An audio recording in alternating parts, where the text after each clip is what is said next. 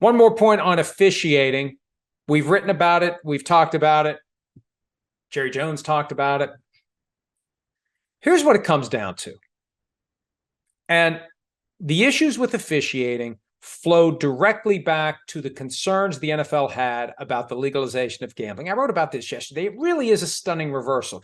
I'm surprised the commissioner didn't have to resign, given all the things he said against the legalization of gambling.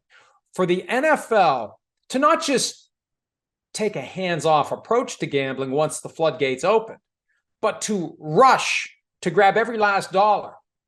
Can't reconcile that with what the commissioner said before gambling was legalized. Specifically, what he said in the litigation that led to the U.S. Supreme Court ruling allowing each state to determine on its own whether or not it wants to have legalized gambling. Goodell's concern was, and I'm paraphrasing, but we've got the links at PFT to the articles. His concern was if gambling is legalized, normal incidents of the game like bad calls, fumbles, drop passes, coaching blunders, you're going to have people who think that the fix is in. And what do we deal with now? All the time, the fix is in.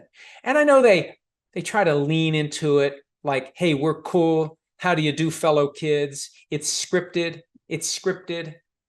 They're in on that joke. But the reality is, scripted or not, there's a belief by many that the game is rigged or individual officials are corrupt like Tim Donaghy.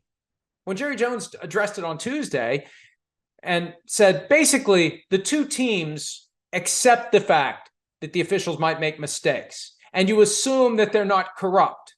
Well, I think you have to do more than assume.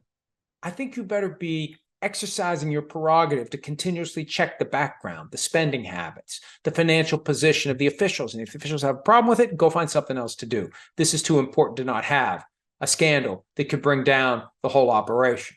And I wonder what would happen to the NFL if there would be a Tim Donaghy scandal. It's not like the NBA went bankrupt, but you just don't want to get to a point where the NFL loses control over its product. And you know what? Maybe it would be better if the NFL did. I keep coming back to that. Like, I don't know why I'm carrying the NFL's water on this idea that they should be in control of their business when we see the results of what happens when they're in control of their business.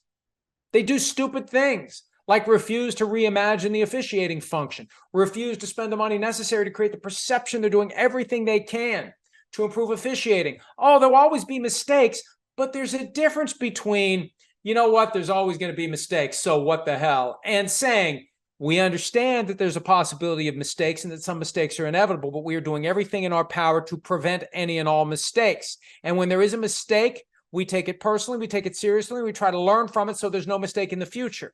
Very different attitude. And this idea from Jones that there's like this gentleman's agreement that, well, you know, we may get a half-blind referee, as Jones said. You may get somebody who doesn't know how to apply the rules, but we accept. That's part of the game. Just like the weather, just like the wind, just like the bounce of the ball. It could help you, it could hurt you. And that's the thing about bad calls. For every bad call, there's a good call. And I don't mean good in that it was accurate. I mean there's some other team that benefits from it. When Marquez Valdez-Scantling gets wiped out in crunch time on Sunday night and the Packers don't get flagged for pass interference, that helps the Packers. And I think the attitude is, you know what? Number one, we're all making a shitload of money. Number two, the calls are all going to even out over the long haul. Some days they'll hurt us. Some days they'll help us. It's not worth spending the money to try to make it better when at the end of the day, it's really not going to be all that much better. That's the justification, I believe, for not doing anything. And fine, keep doing that. Maybe Congress should show up. Maybe there should be an agency that has oversight of the NFL. Maybe that's the only way to truly reimagine the officiating function and make it better, or at least create the impression they're doing everything they can to get it right. Because of legalized gambling, the NFL can't have it both ways. The NFL can't stuff its pockets with sportsbook money and not do anything to try to make it better for the people who aren't part of the two-team bubble. And they're willing to say, okay, shit happens. You okay with that? You okay with the possibility of a bad call? I'm okay with it. Are you okay with it? The people on the fringes who are spending their money betting on these games, they're not okay with it. The sooner the NFL wakes up to that, the better off the NFL is going to be. Hi, it's Mike Florio. Thanks for watching PFT on YouTube. Hit subscribe for the latest news and analysis from Pro Football Talk.